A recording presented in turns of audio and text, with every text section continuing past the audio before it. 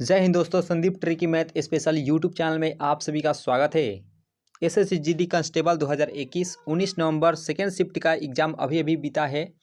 तो आप अपने आंसर को मिला सकते हैं अगर आपका एग्ज़ाम हो गया है तो। अगर आपका एग्ज़ाम नहीं हुआ है तो किस लेवल से प्रश्न आ रहा है, तो आप इन प्रश्नों को देखकर आगे की तैयारी कर सकते हैं। तो चलिए बारी बारी से देखते हैं प्रश्नों को। अनुपात से प्रश्न पूछा गया था कि x अनुपात y बराबर 6:5 है तथा z अनुपात y बराबर 9:25 है, तो x अनुपात z का मान ज्ञात करना है।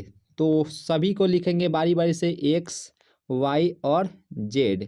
x का मान दिया है 6, y का मान दिया है 5 और फिर y का मान दिया गया है 9 और फिर z का मान दिया गया है 25। तो इसे इस तरह करेंगे तो आप तो जानते ही होंगे। तो 5 और यहाँ पे इसको आगे बढ़ाएंगे तो ये 9 हो जाएगा।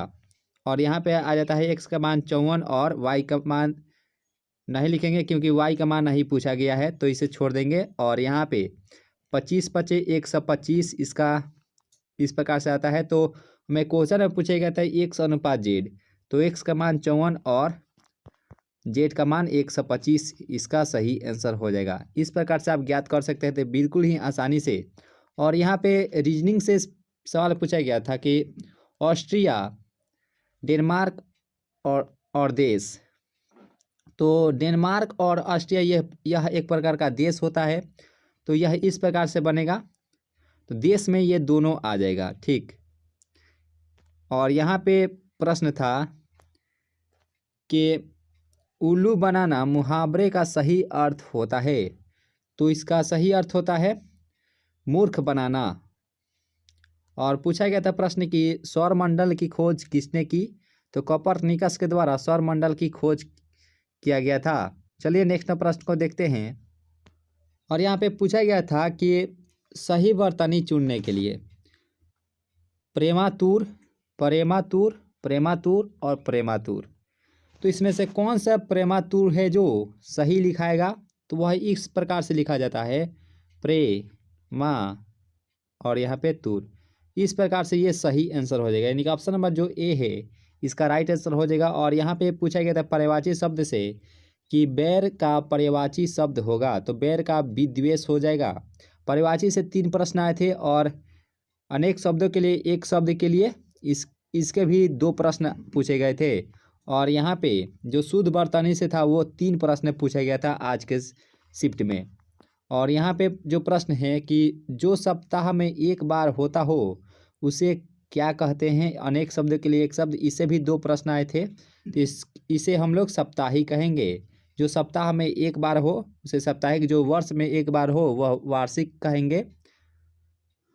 और यहाँ पे आयात का विलोम शब्द पूछा गया था, तो आयात का विलोम शब्द निर्यात होता है दोस्तों।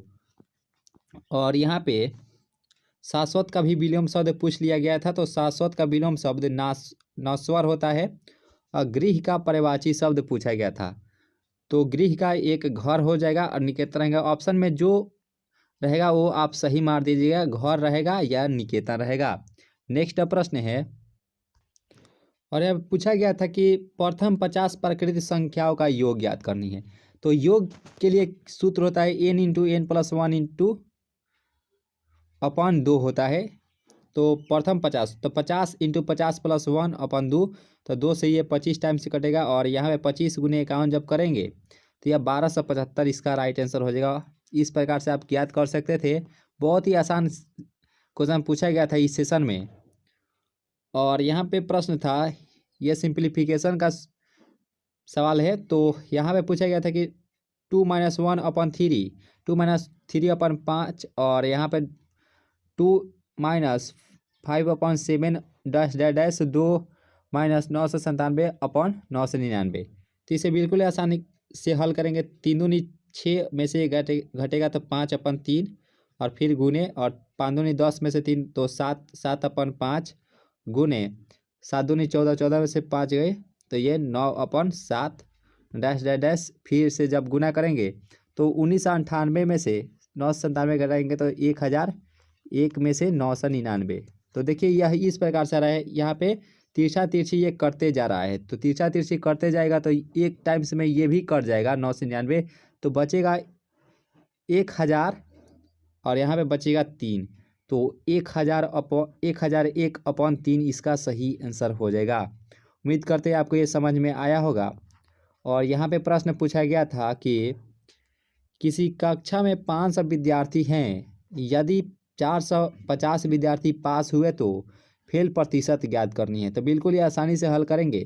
पहले 500 विद्यार्थी में से 450 घटा लेंगे तो 50 विद्यार्थी फेल होंगे और फेल प्रतिशत कहा गया है, तो 500 में से अब पूरा का हल करेंगे और प्रतिशत के लिए 100, तो 2 जीरो से 2 जीरो खत्म और यहाँ पे 10 × 5 = 50, तो 10% या फेल प्रतिशत आंसर आएगा 10%। और यहाँ पे पूछा गया था कि कोणार्क सूर्य मंदिर कहाँ स्थित है, तो कोणार्क सूर्य मंदिर उड़ीसा में स्थित है, याद रखेगा। और क्षेत्रमृति से 3 प्रश्न पूछे गए थे, ब्याज या साधारण ब्याज से 2 प्रश्न पूछे, चक्रवृद्धि ब्याज से 2 प्रश्न पूछे गए थे, याद रखिएगा। तो दोस्तों इतना ही क्वेश्चन हमें मिला था। अगर इससे अधिक आपको मिला होगा तो आप कमेंट बॉक्स में आप क्वेश्चंस टाइप कर दीजिएगा। नेक्स्ट वीडियो में फुल वीडियो बनाया जाएगा कि हिंदी मैथ रीजनिंग पूरे फुल वीडियो के साथ आएगा। तो thanks for watching this video, मिलते हैं नेक्स्ट वीडियो में।